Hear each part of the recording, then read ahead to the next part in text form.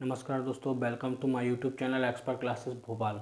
मैं आज आपको एक ऐसी चीज़ बताऊंगा जो 99% लोगों को इस थ्योरी के बारे में पता नहीं होगा, जहां तक मुझे लगता है। क्योंकि आप लोग मंदिर जाते हो, आप लोग मूर्तियां देखते हो, आप मंदिर देखते हो, लेकिन आपको ये पता नहीं होता है कि हम किस शैली के मंदिर में जा रहे हैं और कौन सी शैली का हम मूर्ति देख रहे हैं। क्या आपको पता है? नहीं पता है तो मैं आज आपको भारत की एक ऐसी संस्कृति के बारे में बताऊंगा जो 99% लोगों को पता नहीं होती है कि मूर्तियाँ कितने प्रकार की होती हैं और मंदिर कितने प्रकार के होते हैं। तो याद रखना, वीडियो शुरू करने से पहले मेरे चैनल को सब्सक्राइब करें, लाइक करें, कमेंट करें और बेल आइकन को दबाना ना भूलें, क्योंकि बेल आइकन को दबाओगे तो सबसे पहला नोटिफिकेशन आपको मिलेगा।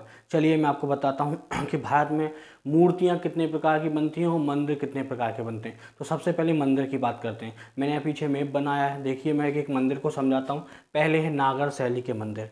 नागर शैली के मंदिर कौन से होते हैं मैं आपको इसका चित्र बना के बताऊँगा। नागर शैली के मंदिर वो होते हैं जो कि उत्तर भारत में बनाए जाते हैं। कहाँ बनाए जाते हैं? उत्तर भारत में और नॉर्थ इंडिया में बनाए जाते हैं। इस प्रकार के मंदिरों का सबसे ज़्यादा जो विकास हुआ है वो गुप्त काल के राजाओं ने किया है। किसके? गुप्त काल के राजाओं ने किया है। और नागर शैली के मंदिरों की बात की जाए तो नागर शैली के मंदिर जो हैं वो कैसे होते हैं, मैं इसकी डिज़ाइन बनाता हूँ, थोड़ा ध्यान से देखना, ठीक है। नागर शैली के मंदिरों की जो पहचान होती है वो होती है, थोड़ा ध्यान से देखना, इसके मंदिर पे सबसे एक चबूतरा होता है, इसको बोलते हैं चबूतरा। चबूतरा होता है और ये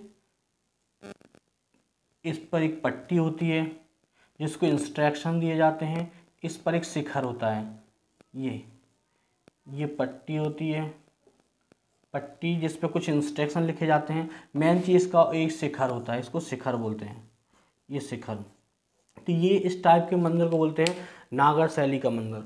ये दक्षिण भारत में पाए जाते हैं। अगर इन मंदिरों की बात की जाए तो ये मंदिर जो होते हैं इनकी खासियत क्या होती है? इनकी खासियत ये होती है कि चबूतरे पर बने होते हैं, इन पर एक पट्टी होती है जिसमें इंस्ट्रक्शन दिए रहते हैं, इन पर एक शिखर लगा रहता है। शिखर मतलब तो ये झंडी जो लगी रहती है ये पूरा शिखर कहलाता है।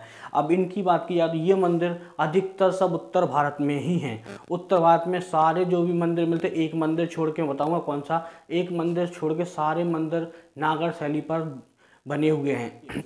इस मंदिर की बात की जाए तो ये द्रविड़ शैली के मंदिर होते हैं। अब द्रविड़ शैली के मंदिर वो मंदिर होते हैं जो कि दक्षिण भारत में पाए जाते हैं। द्रविड़ शैली के मंदिर वो होते हैं जो दक्षिण भारत के राजाओं ने बनाए। इस मंदिर की खासियत ये है कि इस मंदिर में एक ही पहाड़ या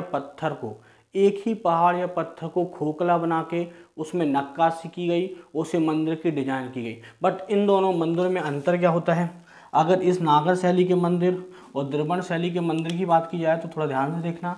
नागर शैली और द्रविड़ शैली के मंदिरों की बात की जाए तो द्रविड़ शैली के मंदिर वो होते हैं जो कि एक पहाड़ को खोखला करके, इसमें चबूतरा होता है। नागर शैली में इसमें चबूतरा नहीं होता है। पहाड़ को खोखला करके केवल मंदिर की डिजाइन या जैसे शंकर जी की पिंडी होती है उसको रख दिया जाता है। जैसे ये शंकर जी की पिंडी है और इसको रख दिया गया, तो इस टाइप के मंदिर को इसमें डिजाइन दे देते हैं। जो पत्थर को खोखला करके बना दिया जाता है, ऐसे मंदिर को द्रविड़ शैली के मंदिर कहा जाता है। कौन से मंदिर कहा जाता है? द्रविड़ शैली के मंदिर कहा जाता है। और ये मंदिर दक्षिण भारत में ही मिलते हैं। केवल एक ही मंदिर उत्तर भारत में है जो कि द्रविड़ शैली पर आधारित है। ग्वालियर में है तेली का मंदिर। ग्वालियर में है तेली का मंदिर, मात्र एक ही मंदिर है जो कि उत्तर भारत में द्रविड़ शैली पर आधारित है। ठीक। तीसरा हमारा आता है बेसर शैली का मंदिर। तो नागर शैली और द्रविड़ शैली दोनों शैलियों को जो मिक्स करके बनाया जाता है उस प्रकार के मंदिर को हम बोलते हैं बेसर शैली के मंदिर। मतलब मिक्स क्या किया जाता है, जैसे इसका चबूतरा बना दिया, इस टाइप की डिजाइन दे दी मंदिर, मतलब एक पत्थर को खोखला करके उसके अंदर एक मंदिर को बना देना। इस टाइप की डिजाइन को हम कौन सी डिजाइन बोलते हैं? बेसर शैली की मंदिर की डिजाइन बोलते हैं।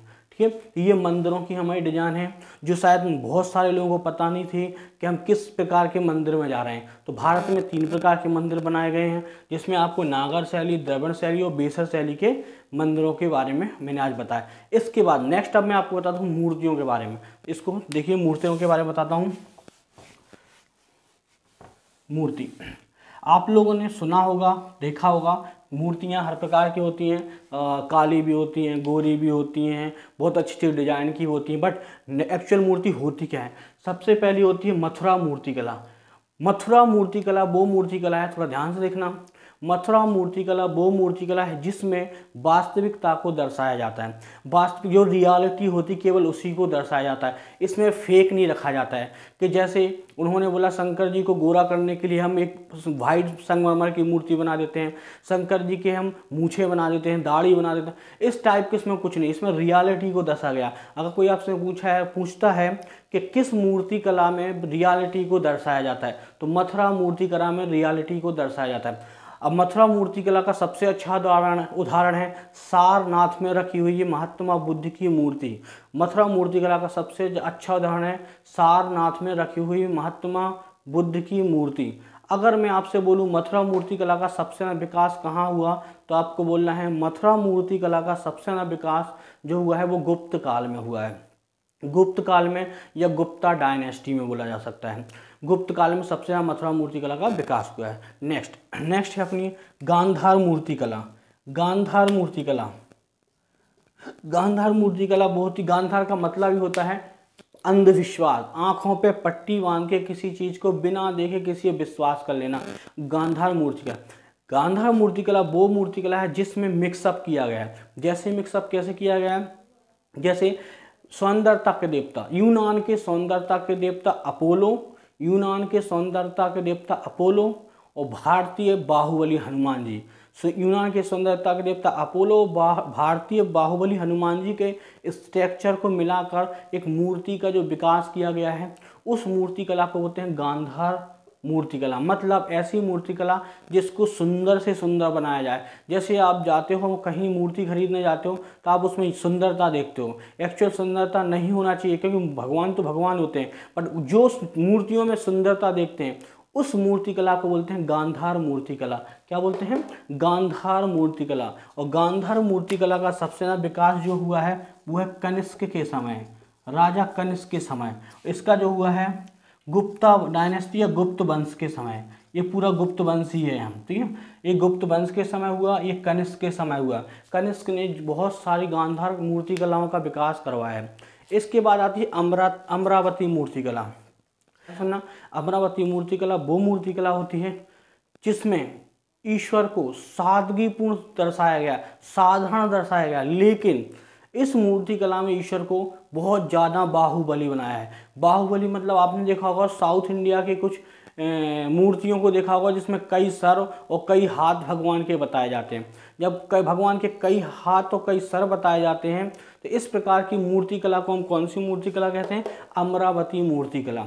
अमरावती मूर्तिकला गोदावरी और कृष्णा नदी, मतलब दक्षिण भारत में गोदावरी और कृष्णा नदी के तट पर पाई जाती है। ऐसी मूर्तिकला को अमरावती मूर्तिकला कहा जाता है। यदि आपको मूर्ति समझ में आती है तो आप मेरे चैनल को सब्सक्राइब करें, लाइक करें और कमेंट करें, शेयर भी करें। ठीक, थैंक यू क्लास।